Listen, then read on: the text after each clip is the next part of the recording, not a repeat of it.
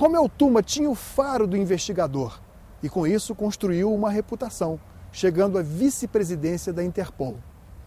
Por ironia do destino, coube a ele, um descendente de árabes, elucidar o paradeiro de um dos maiores exterminadores de judeus. Qual era o objetivo maior da gente? Desenvolver o setor de inteligência, para evitar qualquer confronto menos baseado em provas materiais, mais em provas materiais do que em testemunhal ou confissão. E conseguimos sucesso. Antes disso, nós tivemos o caso do Mengele.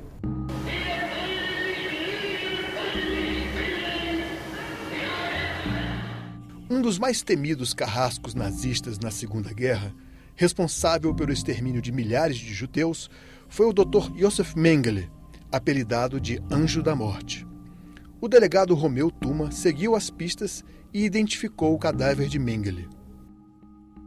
Um criminoso nazista que era procurado do mundo inteiro e estavam numa sexta-feira no gabinete, eu e mais alguns delegados, para ir embora.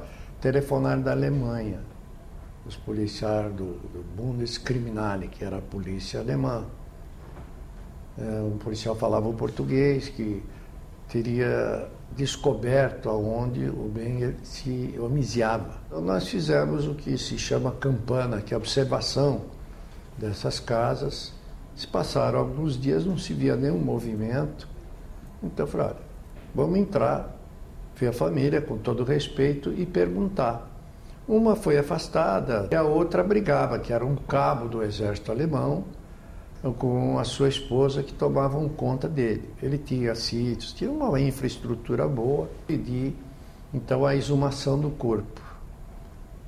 E foi localizado o cemitério do Embu, que ela apontou, foi feita a exumação. E estava lá, é claro, eram os ossadas, que já tinham passado alguns anos. Nós levamos para o Instituto Médico Legal de São Paulo, que tinha uma infraestrutura boa de polícia científica.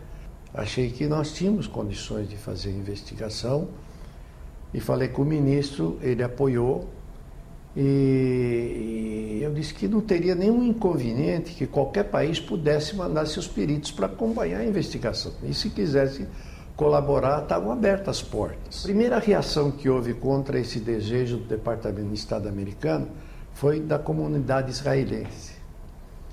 Eu, descendente de árabe, eles disseram que acreditavam em mim, que sempre que precisaram, com aqueles skinhead nazistas que ameaçavam, eu sempre intervi para defender e evitar que qualquer consequência houvesse. Tinha um bom relacionamento e eles firmaram que eu teria que chefiar as investigações.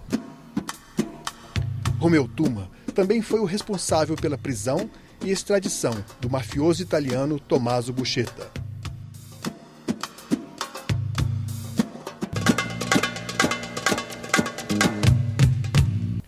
Em 1989, Collor é eleito presidente e nomeia Tuma secretário da Receita Federal.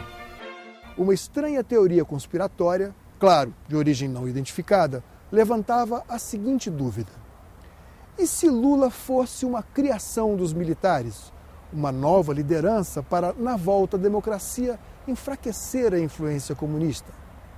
O ministro Golbery passou a ser uma figura inimiga de certos setores das Forças Armadas que queriam dar continuidade ao regime de exceção. Alguns militares achavam que isto era um trabalho do Golbery de plantar o Lula para criar os incidentes do ABC. Até um negócio meio segredo. Outro dia, antes do Lula assumir, eu conversei com ele, porque achei que a gente poderia escrever um artigo a 4 mãos, eu e ele, porque eu sabia um pedaço, ele outro pedaço. Ficamos trocando ideia e formamos um mosaico daquela fase de que o Lula estava sendo visto como um instrumento do Golbery. E que eu não acredito que seja verdade, até porque a evolução demonstrou que não era. Não. Delegado, superintendente e diretor da Polícia Federal, depois secretário da Receita Federal. Com os cargos que exerceu na vida pública, Romeu Tuma era presença frequente na mídia nacional, mas nunca desvinculou sua figura do papel de policial. À frente da Polícia de São Paulo, Romeu Tuma solucionou todos os casos de sequestro. Todas as vítimas foram libertadas. Criou o Departamento da Mulher, do Jovem, do Aposentado. Em 1994, Tuma foi eleito senador por São Paulo, com 5,5 milhões de votos. Minha vida tem sido uma luta constante contra a corrupção e o crime organizado. Em 2002, foi reconduzido por mais de 7 milhões de eleitores. Confrontado com acusações de que teria ocultado documentos da época da repressão, Tuma contestou com veemência. Chamados arquivos da ditadura militar.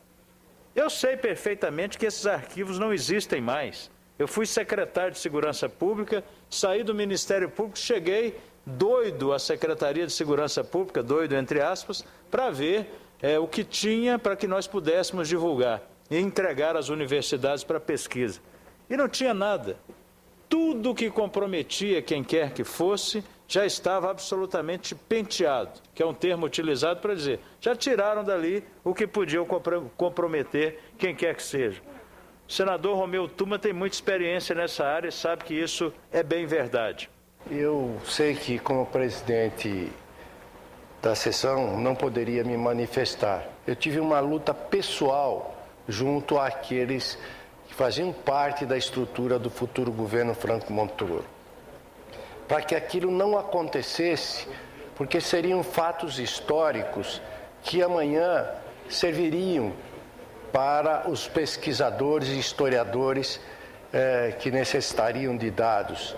E os próprios envolvidos viriam apagar do seu passado. No Senado Federal, Romeu Tuma participou de comissões e exerceu cargos de grande destaque. Tuma era presença constante nas campanhas pelos direitos das crianças e das pessoas com deficiência. A gente não pode fugir à responsabilidade dessas crianças que não têm oportunidade na vida. Se você nega esta oportunidade àqueles que não têm uma porta aberta, um caminho, você está falhando principalmente com Deus, porque se Ele te deu a oportunidade, você tem que restituir. Hoje eu gostaria de te relatar também como é que eu fui parar na Interpol como vice-presidente. Eu quero ver isso. Pronto, então a gente retoma na próxima. Tem uma historinha boa. Ótimo. A segunda etapa da entrevista nunca aconteceu. No meio da campanha, Tuma foi internado em São Paulo. Num gesto repleto de significado, o presidente Lula visitou o senador no hospital. Aquele foi o último encontro de dois personagens que fizeram história e uma lição de respeito e amizade. Para os que com ele conviveram aqui no Senado Federal, Romeu Tuma deixa a lembrança de um homem afável. Jamais levantava a voz com quem quer que fosse. Se levou consigo segredos que nunca revelou, com certeza não terá sido o único que agiu assim. A TV Senado apresentou Histórias Contadas.